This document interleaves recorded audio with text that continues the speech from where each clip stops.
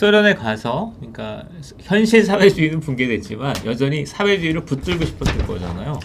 그래서 그것이 이제 망가지게 된 계기로 하이에크 얘기를 했고 지금 책의 이 논문에는 지금 보면 러시아 삶 자체가 사회주의를 거부하고 있었다 이런 멘트들은 많이 있는데 구체적인 사례는 좀 나중에 기회가 되면 얘기를 하도록 하고 자 제가 볼 땐 좀 인상적이었던 거는 어쨌든 95년 12월 달에 논문이 완성됐는데 논문이 그러니까 그 책에는 논문에는 이렇게 되어 있습니다.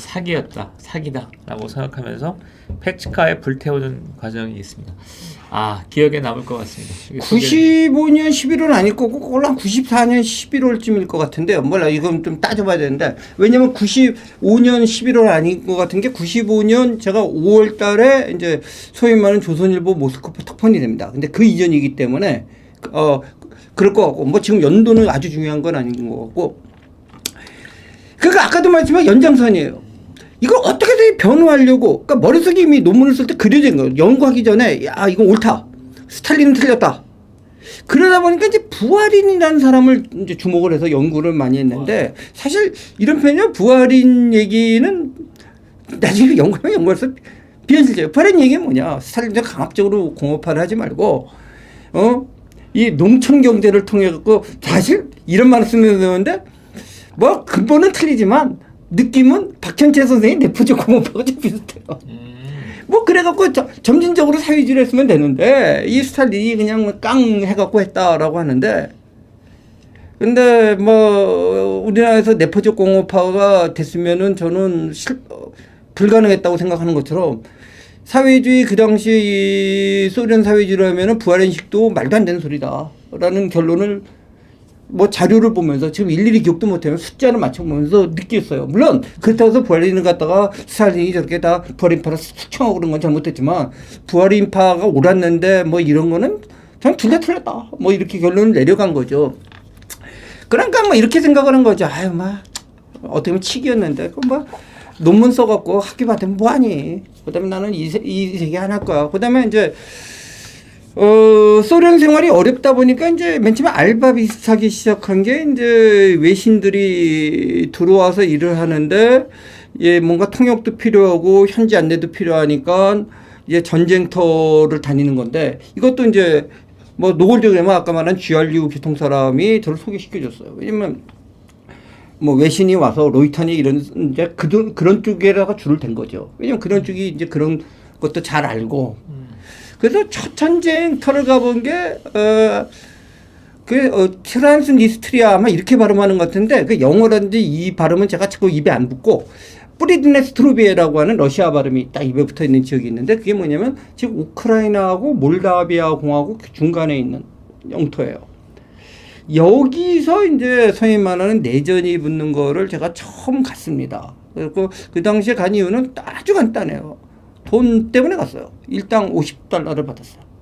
뭐 일당 50달러 갖고 가겠냐 하지만 저는 그 당시에 좀 진짜 궁했어요. 러시아 생활에서.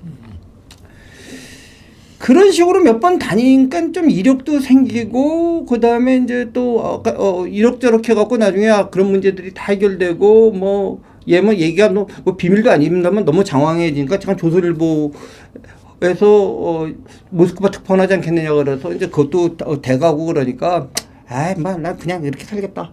그리고 막 이거 던져버리자라고 했던 것 같아. 그게 이제 태운 게 아마 95년 11월일 것 같은데 논문은 그 전에 된 건데 이제 맞네요. 지금 보니까. 왜냐면 그 당시에 이제 체첸을 취재를 가자. 그래서 한국에서 이름 되면은 모르지만 이골 로탈이라 해서 그 업계에서는 좀 약간 전설적인 우리나라에서 이제 종군 기자로 유명한 친구가 있는데 그 친구랑 친해져 갖고 그 친구 집에 가갖고 집이 아니라 정하면 이제 다차죠. 다차라는 게 이제 주말 농장. 우리는 별장인데 별장은 너무 화려한 거고 주말 농장에 가갖고 이제 정리하자는 기분으로 배지가에다가 그 논문 쓴 거를 다 하나씩 펴버리고 이제 그 소위 말하는 체첸 전쟁 취재하러 갔죠. 자, 여기서 이게 결정적인 질문인지는 모르겠는데 현실 사회주의가 무너졌죠. 그런데 그럼에도 불구하고 사회주의 이론은 괜찮다라고 했던 많은 사람들이 제가 볼 때는 있었어요. 전 그것도 이제 그 네, 뼈치까지 불태운 거는 그게 무너진 거예요. 거기까지. 거기서 다시 여기까지 확 가는 거잖아요. 그러면 주변에 있는 사람들은 어떻습니까? 그러니까 저는 이제 80년대 초중반에 사회주의자들로 넘쳤던 거 아닙니까? 서울대. 그러니까 예를 들어서요. 네. 지금 현실 사회주의를 인정하는 사람은 저는 이제 거의 없는 것 같고. 원래 극소수 이제 주사파들이 있는지 모르겠지만 저는 그쪽 인연이 좀 없으니까. 근데 이론으로서 사회주의가 옳다는 사람은 현실에서 일하는 사람은 없는데 또 재밌게도 학계는 좀 있는 것 같아요. 근데 이제 학계가 힘든 게요. 이건 조금 주제가 다른데 제가 2002년에 이제 한국에 돌아와서 보니까 나름대로 현실적인 일을 한 사람들은 좀 바뀌어요. 나쁘게 하면 때가 묻어서라도 바뀌어요. 근데 정말로 안 바뀌는 사람이 1호가 뭐냐면 전교조 교사예요. 아, 그렇죠, 그렇죠. 네. 안 바뀌는 게 뭐냐면요. 항상 미안해요. 표현이 좀 거친 거예요. 미안. 자기보다 좀 정신 연령이 어린 친구들 상대로 걔네들만 상대한 거예요. 막 얘기하죠. 그리고 현실하고 부딪힐 이유가 별로 없어. 요즘은 나아지지만 그 당시 때 해외도 안 가봐. 그 다음에 거기까지 안 가도 대학교 교수들 안 바뀌어요. 그 다음에 또 한 가지는 대학 교수들이 안 바뀌는 거는 뭐 이렇게 얘기하면 그 사람이 기분 나빠하겠지만 밥벌이 문제하고 또 관계돼요. 예를 들어서 이거요. 막스 공부해갖고 막시즘 갖고 논문 쓰고 막시즘으로 박사해갖고 막스 강의하고 있는데 틀렸다면 어떻게 해요? 그렇죠. 그럼 너 왜 강의하니 돼버려요. 그러니까 끝까지 매달려요.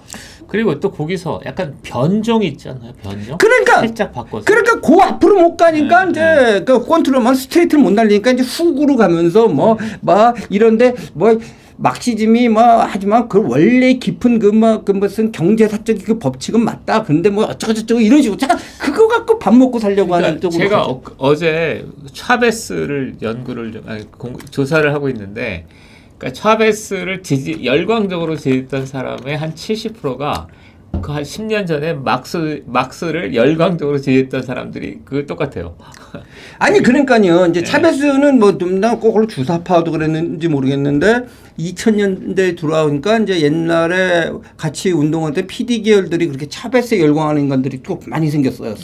그래서 뭐 여기서 이런 말 뭐지만 철도 노조화 뭐 이런 사람들이 야 한국 좋아졌구나. 철도 노조원들이 휴가 얻어갖고 이렇게 그쪽 여행도 가고 그러더라고요. 여행까지. 여행까지 갔다 온 거 제가 알아요. 뭐 그래서 막 찬양하고 그러는데 저는 이해할 수 없는 게 아니 대한민국과 그쪽과 비교가 됩니까? 그러니까 자꾸 이상해요. 그러니까 예를 들어서 체게바라 좋아하는 것도 보면요.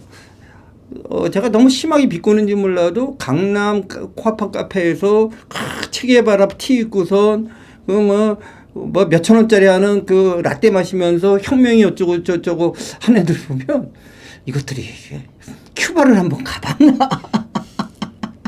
딱 한 대 주먹 뭐 꿀밤만 대 먹이고 싶어 딱 그 심정. 그런데 이제 근데 이건 많은 것 같아요. 그러니까 바로 마지막 지점이 그거예요. 인간의 그 본성에 대한 이해로 가야 되는데 가장 중요한 게 뭐냐? 그 강한 휴머니즘. 인간이 세상을 지배한다는 세상.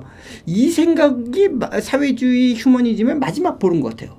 이거가 무너뜨리는데 이론적으로 아까 이제 다시 이 하이에크에서 좀 여정이 긴데 하이에크로부터 다시 시작을 합니다. 그래서 아까 인간이 뭔가에 대해서 고민하게 되고요. 저는 근데 하이에크 책보다는 그때는 이론으로서만 틀린 정도만 깨달았는데 인간의 본성에 대한 전쟁터에서 많이 느꼈어요. 그다음에 이제 전쟁터를 다니면서 전쟁이란 뭔가 하는데 제가 전쟁터 얘기는 잘 안 해요. 같이 갔다 온 사람 아니면. 이게 참 같이 겪지 않았으면 얘기하기가 힘든 이야기들이 너무 많아요. 왜냐면 어떻게 설명을 해줄까? 예를 들어서 사람들은 전쟁터 우리나라에서도 무슨 영화 보면 처음 뭐 반전하고 전쟁터 되면 군인들이 무서워하고 그러는데 과연 그런가?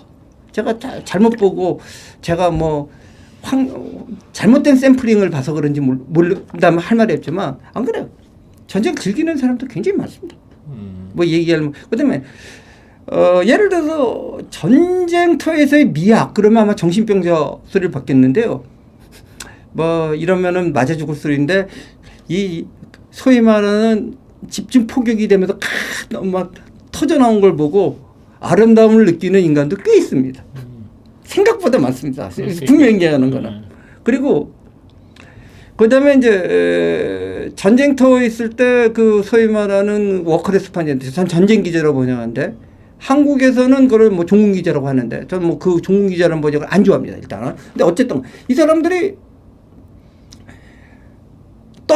거기 있을 때 지겹다 빨리 탈출하겠다고 생각을 하잖아. 그랬다가 다시 돌아옵니다.